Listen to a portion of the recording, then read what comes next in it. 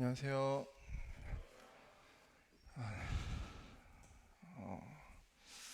저번에 제가 한국말도 잘 못하고 예, 언어적으로 현저히 떨어진다고 말씀을 드렸고 하나님을 아는 지식과 지혜도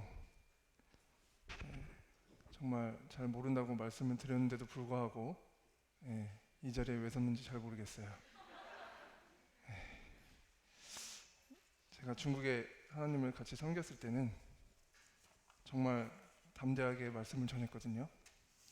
근데 한 3년 전서부터인가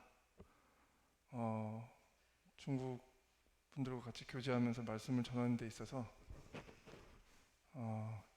굉장히 두려운 마음이 있어가지고 말씀을 내려놓을까도 깊게 생각한 적이 있었습니다. 그래서 한국에 왔을 때 성덕교회에 오면 이런 부담감이 없어서 정말 마음 편안하게 섬기겠구나 라고 했는데 여지없이 또 이렇게 저에게 부담감을 많이 주셔서 감사합니다. 예. 오늘 말씀을 이렇게 전하게 되는데 저의 조그만 간증을 나누면서 이야기를 하려고 합니다. 지금 이 시간대가 굉장히 졸린 시간대라 기도할 때 주무시는 것보다 지금 주무시는 것이 더 훨씬 유익하다고 저는 생각을 합니다. 편안하게 주무시면서 들어주시면 감사하겠습니다. 제가 성경 66권 중에 유일하게 굉장히 읽으면서 답답했던 그 장이 출애굽기예요. 한 고구마 100개 먹은 것처럼 답답하고 이 사람들은 왜 이럴까 라는 생각이 많이 드는 그런 장이거든요. 다들 이제 모든 분들께서 아시다시피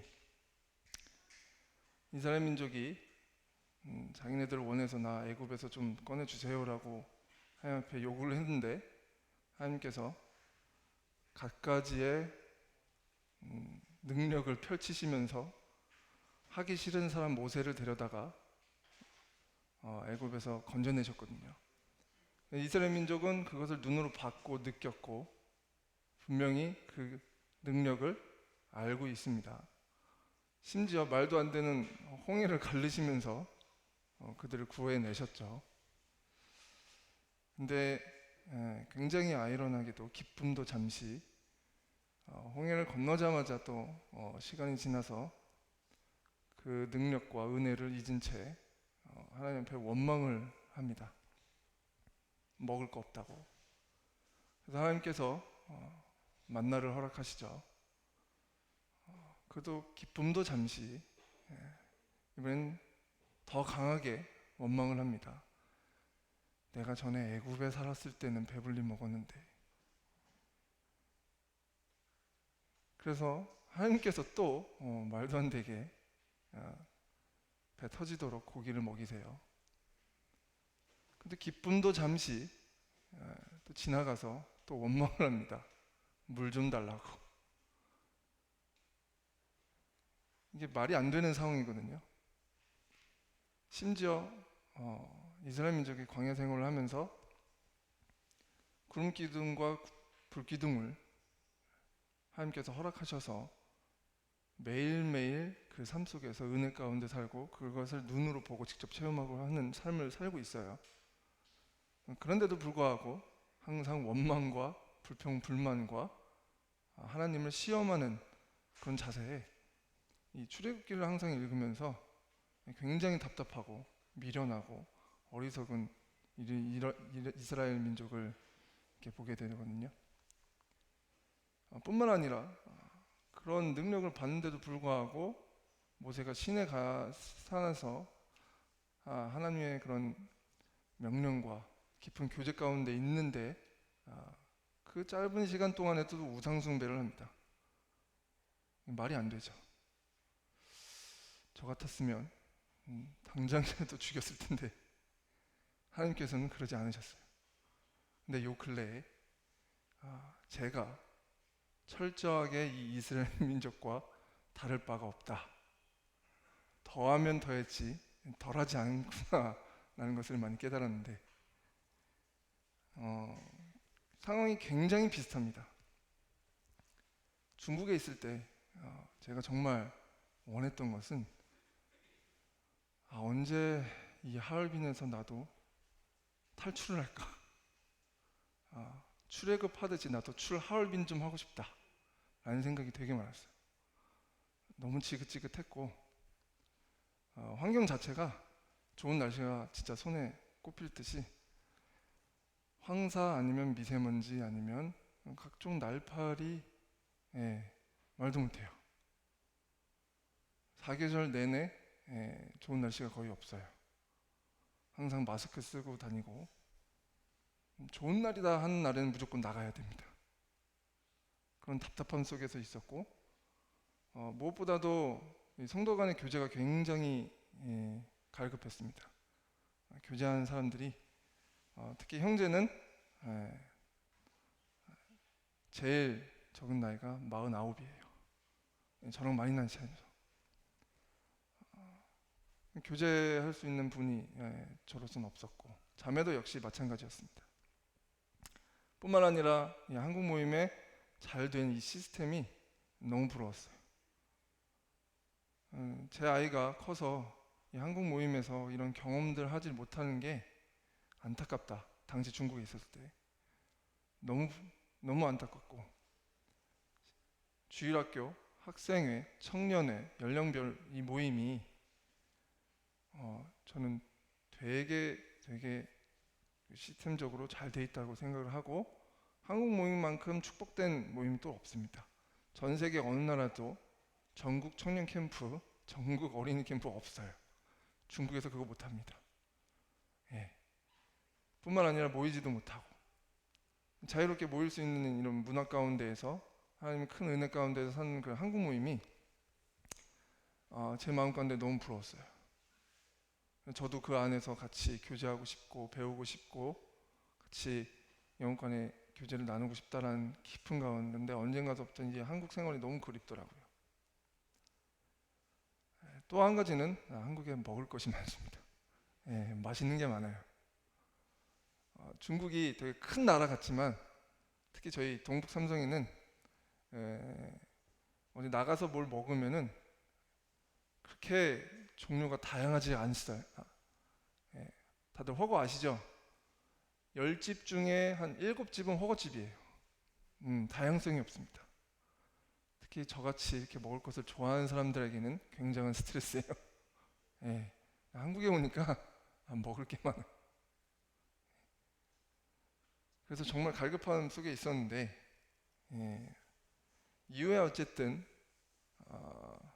제가 이렇게 한국에 왔는데 오는 순간 그렇게 가기가 싫더라고요. 이번에 한국에 왔는데 공항에 내리자마자 그 공기와 환경과 그 풍경이 너무 가기 싫더라고요. 이번에 가면은 언제 또 올 수 있을까 했는데 하나님께서 제가 원하는 한국 생활을 시작하게 합니다. 굉장히 기뻤죠.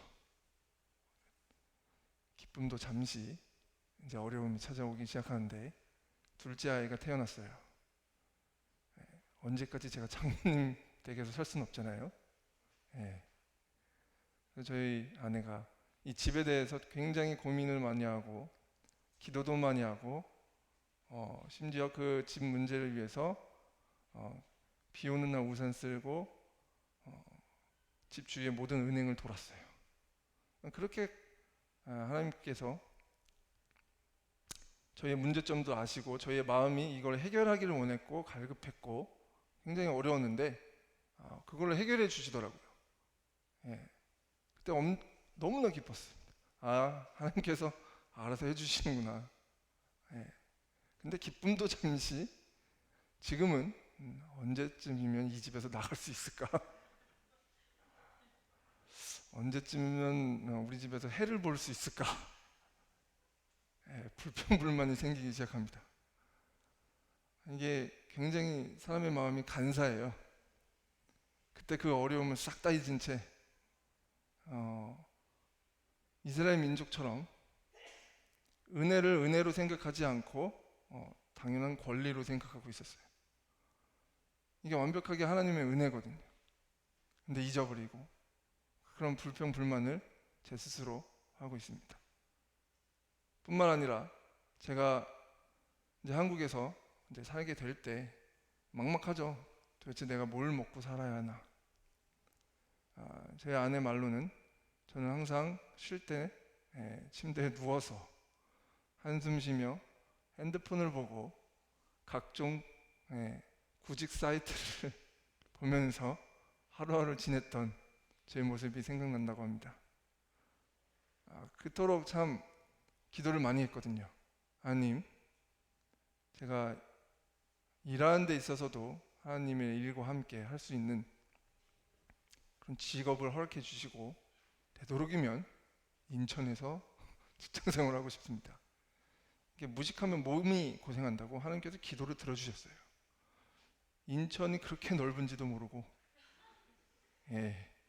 하나님께서 기도를 들어주셨는데 인천 서구 끝으로 검단 오류역 근처에서 근무 생활을 하겠습니다.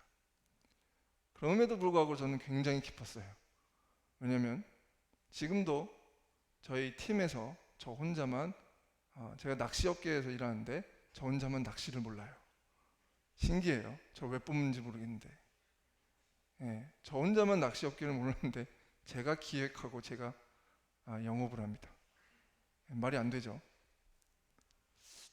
근데 기쁨도 잠시 그때 당시만 해도 저는 하나님 앞에 뭐라고 고백을 했냐면 내가 이 회사에서 사람을 낚는 어부가 되겠다. 그때 간증 시간에 한 걸로 제가 기억합니다. 근데 지금은 사람을 낚는 어부가 아니라 낚인 물고기였어요 라고 생각하고 있어요. 낚여도 대단히 낚였구나. 내가 어부가 아니라 물고기였구나. 참 많이 힘든 회사 생활을 하고 있는데 뭐 이렇게 들으면 무슨 회사 생활을 10년 한 것처럼 고작 5개월밖에 안 됐는데 하나님은 굉장히 원망을 했습니다. 이게 과연 내가 감당할 수 있는 어려움과 업무인지, 그리고 하나님 앞에 많이 기도를 했죠. 능력 좀 달라고. 제가 감당할 수가 없으니까 내가 일을 하는 건지 일이 나를 끌고 다니는 건지 모르겠고 하루에 몇 번씩 상사에 불려가 갖가지 그런 충고와 말이 충고지 갖가지 욕과 같이 많이 시달림 속에서 일을 하고 있는데 내가 지금 여기서 뭐 하는 건가 싶기도 하고 이렇게 살아야 되는 게 맞나? 다 이렇게 사는 건가? 중국에 있을 때 뉴스로만 봐왔던 한국 그 노동 시간들이 정말 이렇게 길고 험악한가? 그러면서 중국 생활이 그립기 시작합니다. 굉장히 그래요. 제가 레지던트 시절 때도 힘들다고 했는데 그거에 10배도 안 돼요. 그건. 굉장히 그립습니다. 저녁 있는 삶. 4시 반이면 퇴근하거든요. 치과라 응급 환자가 없어요. 그 저녁 있는 삶이 너무 그리운 거예요. 여유롭고. 특히 그때 시간만 나면 집에 오면 5시, 5시 반이니 항상 첫째 아이와 나가서 놀고 즐겁게 지냈습니다. 근데 여기선 집에 오면 씻고 잡니다. 그게 끝이에요. 이렇게 사는 게 맞죠? 모르겠어요. 이렇게 사는 게 맞는지 아직도 감이 안 잡혀요. 굉장히 뭔가 그때 불같은 마음으로 하나님을 섬기고 같이 따라왔는데 내가 이게 일에 얽매여서 산다는 그 느낌이 굉장히 싫더라고요. 완벽하게 이스라엘 민족과 같이 더하면 더했지 덜하지 않았습니다. 하나님은 굉장히 원만하고 도대체 나한테 왜 이런 고난이 올까? 근데 솔직히 회사에서의 모든 일은 전적으로 저의 문제지 회사의 탓이 없어요. 왜냐? 저가 단점이 굉장히 많습니다. 키는 멀대같이 큰데 할 줄 아는 게 전혀 없어요. 다른컨대 여기 있는 모든 사람들보다 제가 능력이 제일 없습니다. 저는 굉장히 덤벙거리는 성격이에요. 꼼꼼하지 못해요. 그걸 언제 알았냐? 군대 생활하면서 알았어요. 취사병을 하면서, 취사병에서 제일 그 군대 생활 하시는 분들 알겠지만 먹는 거에 되게 예민합니다. 제가 그 중에서 매일같이 고기가 나오는데 제 성격이 덤벙거리다 보니 항상 뭐가 빠뜨려요. 그 메인 고기를 제육볶음을 해서 잘 볶아서 나와야 될 것을 국에다 넣어버렸어요. 이거 말이 안 되는 사상은 이게 말이 안 돼요. 조리사 할머니가 있는데 40년을 일하면서 너처럼 덩벙거리는 사람을 처음 봤대요. 그 메인 요리를 국에다 넣었으니 이게 말이 되냐고요. 뿐만 아니에요.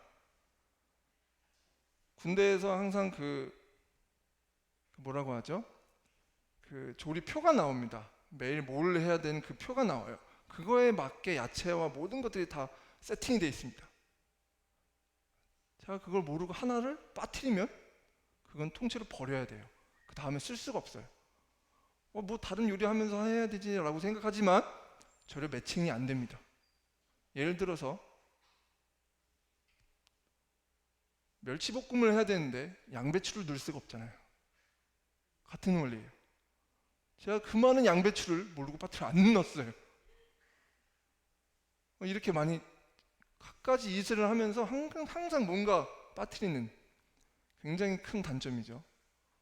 가지볶음을 열심히 다 했는데 와, 다 했다고 기쁘면서 나가면서 쏟아버렸어요. 그러니 같이 일하는 그런 사람들이 얼마나 저를 욕을 하며 항상 제 이름은 죄송합니다 였습니다. 말도 안 되게 사고를 많이 쳐서 이렇게 덤벙거리고 뿐만 아닙니다. 제가 기억력이 안 좋아요. 사람 이름을 못 외워요. 오늘도 방금 전에 우리 첫째, 둘째가 감기가 있어서 병원에 가서 생년월일을 적으래요. 근데 생년을 다 틀렸어요. 둘 다. 고작 몇 살이라고. 둘째는 작년에 태어났는데 21년 돌아갔었습니다. 이거 말이 안 되거든요. 이제 아시겠죠? 다른 건데 저희 능력이 이 정도밖에 안 돼요. 뿐만 아니라 저는 주동적인 사람이 아닙니다. 절대 주동적인 사람이 아니에요. 항상 누가 이끌어줘야 돼요. 공부를 하든 뭐를 하든 옆에서 누가 같이 이끌어줘야지만 합니다. 그래서 그런지 신앙생활도 한국에 오면서 누군가 저를 자꾸 이끌어줘요. 누구라고 말씀을 못 드리지만 지금 제가 한 형제님과 같이 출근을 합니다. 그분이 아니었다면 저는 신앙생활을 지금쯤이면 바닥을 쳤을 거예요. 말도 안 되는 타이밍과 말도 안 되는 시기에 굳이 이 형제님과 같이 왜 그랬을까라는 생각을 해봤더니 저에게 굉장히 유익하고 굉장히 도움이 됩니다. 살짝 빡세요. 살짝, 아주 살짝. 전 이유는 잘 모르겠지만 청년 형제들이 굉장히 이분을 무서워하더라고요. 전 이유는 모릅니다. 전 굉장히 좋은데 누라고는 말을 못하지만 그렇듯이 항상 하나님께서는 저의 그런 단점을 모두 아시니까 그 은혜로 도와주심에도 불구하고 제가 이렇게 참 부족한 점이 많고 단점이 많은 사람이에요. 고집도 세고 특히 전 이해력도 부족합니다. 누가 한두 번 말하면은 다들 이해는 하는데 저는 꼭 두세 번 이상을 말해야 돼요. 그 말은 남의 말을 집중을 못한다는 소리예요. 그래서 회사에서 맨날 깨집니다. 말해줬는데 이해를 못하고 기억을 못하며 덤벙거려서 빼먹어요. 참 제가 봐도 답답하고 제가 봐도 참 어리석고 단 하나의 장점이라고는 찾아볼 수가 없는 저라서 제가 회사 다니면서 그렇게 하나님께 저는 울부짖었죠. 적응 좀 해달라고, 이런 능력 좀 달라고. 평상시에 모든 사람들이 갖고 있는 그런 기본적인 것들을 전 하나도 없어요. 그러니 주위 사람들도 그렇고 모든 사람들이 힘들어하고 그 일에 적응하기가 굉장히 힘듭니다. 어떠한 일을 제가 적응하는데 시간이 오래 걸려요. 남들보다 두세 배 이상은 걸립니다. 그러니 하나님께 원망을 계속 하면서 회세상을 하고 있었는데, 공교롭게도 이게 참 그 시기에 아침에 묵상을 하면서 하나님께서 말씀을 주시는데, 다들 아시는 말씀입니다. 고린도후서 6장 말씀인데요.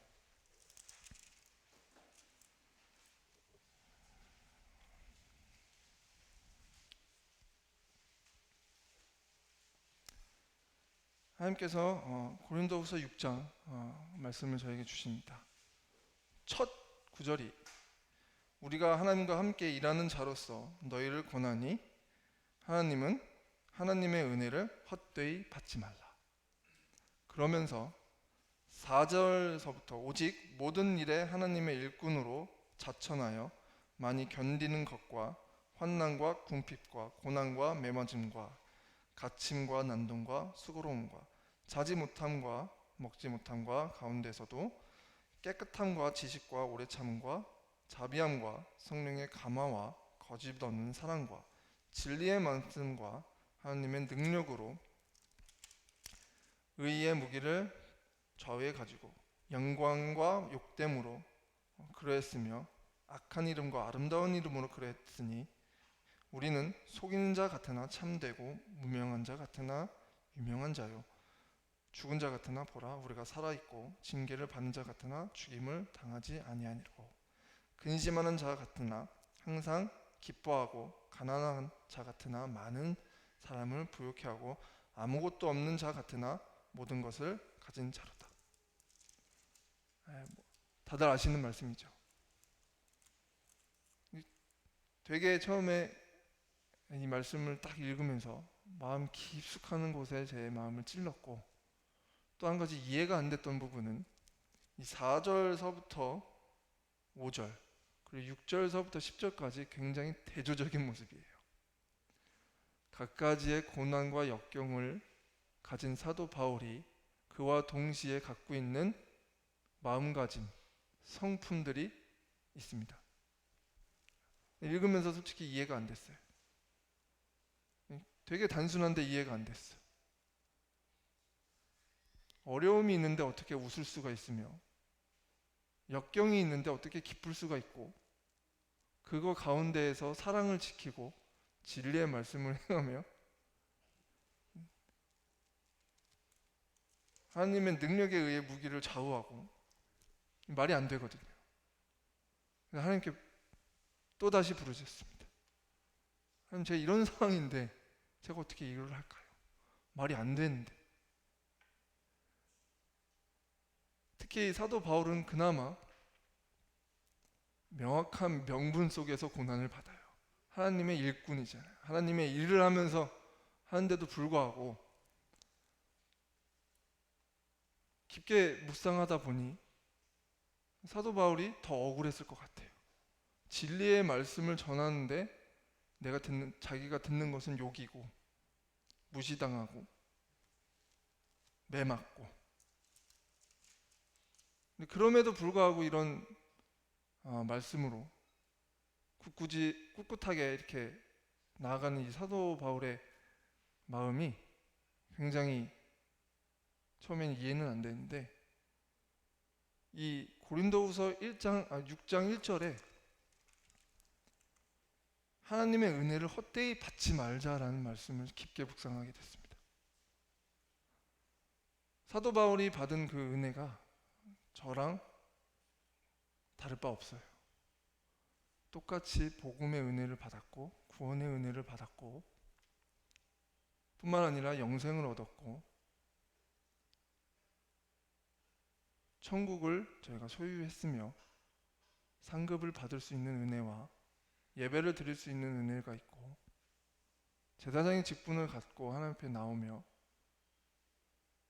살아가는 사람에게 있어서 그 은혜를 받은 바울이 막 쓴 이 내용들이 하나님의 말씀이 점점 그 은혜를 묵상하다 보니 저도 모르게 그 마음이 가는 거예요. 처음에 말씀드렸던 그 이스라엘 민족의 은혜를 은혜로 여기지 아니하고 내 스스로가 그 이스라엘 민족과 같이 권리로 생각하고 있었구나, 헛되이 받고 있었구나 라는 생각이 들었습니다. 솔직히 그 은혜를 생각하면 앞에 제가 말씀드렸던 이 단점들 거의 종합 선물 세트로 제가 다 갖고 있는데도 불구하고 동일한 사도 바울과 같은 은혜를 제가 입고 있더라고요. 동일하게. 아까 말씀드렸듯이 사도 바울은 명분이라도 있어요. 받는 고난들이. 하나님의 일을 하잖아요. 근데 저는 제 스스로 잘못하고 혼나는 게 당연한데 그거를 가지고 하나님을 원망을 합니다. 참 어리석게도 제가 구하는 것이 하늘의 것이 아니라 세상 것이고 제가 별발 그 이스라엘 민족과 다를 것이 없는 것들을 추구하면서 하나님께 기도를 드렸습니다. 내가 지금 은혜를 헛되이 받고 있구나. 정말 가진 것도 없고 보다시피 저에게 그런 참 단점들이 이렇게 많은데 저랑 같이 일하면 굉장히 답답할 거예요. 그런데도 불구하고 하나님께서 그거를 안 보시고 은혜를 허락하신 거에 대해서 굉장히 감사가 드리더라고요. 뿐만 아니라 로마서 8장 32절은 더한 걸 주세요. 자기 아들을 아끼지 아니하시고 모든 것을 내어주시니가 어찌 우리에게 은사를 모든 것을 주지 아니하겠느냐. 이보다 더 큰 선물이 어디 있고 더 큰 은혜가 어디 있는지 제가 묵상할 때 굉장히 감사가 되더라고요.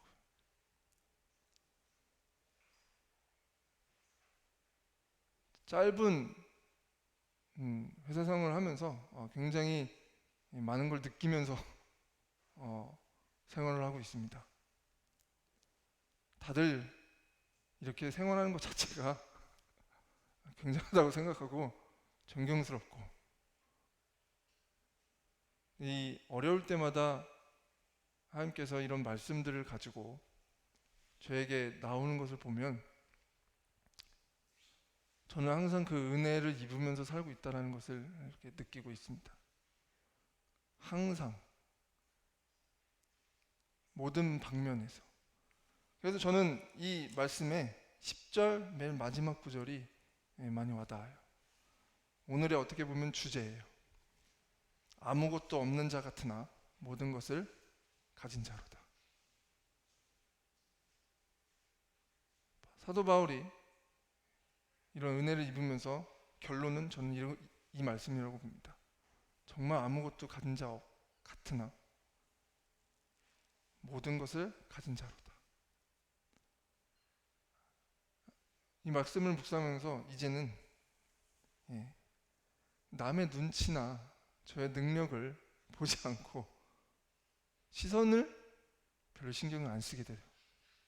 아, 지호 저거 큰일이다. 일을 저렇게 못해서 어떻게 하지? 답답하다. 어떠한 욕을 들어도 뭔가 흔들리지가 않아요. 참 신기한 것 같아요. 성령님께서 같이 하시면 사람이 이렇게 변할 수도 있구나. 그 전주만 해도 애가 죽을 것만 같이 힘들었는데 이 말씀 하나로 오뚜기처럼 다시 일어나요. 이게 참 신기해요. 앞으로 굉장히 많은 시간이 회사 생활이 있습니다. 그럼에도 불구하고 제 마음 가운데 지금도 역시 오늘도 역시 많은 어려움 가운데에서 회사에서 있는데도 불구하고 뭔가 두려운 마음보다는 제가 따라야 할 가치는 지금 여기에 나와 있는 말씀처럼 진리의 말씀, 거짓 없는 사랑, 하나님이 좋아하시는, 즐거워하시고 기뻐하시는 일을 찾아가고 그걸 붙잡는 것이 진정한 삶의 가치고 그것이 그리스도인으로서 살아야 되는 이유구나 라는 것을 깊게 제가 묵상을 하게 됐습니다.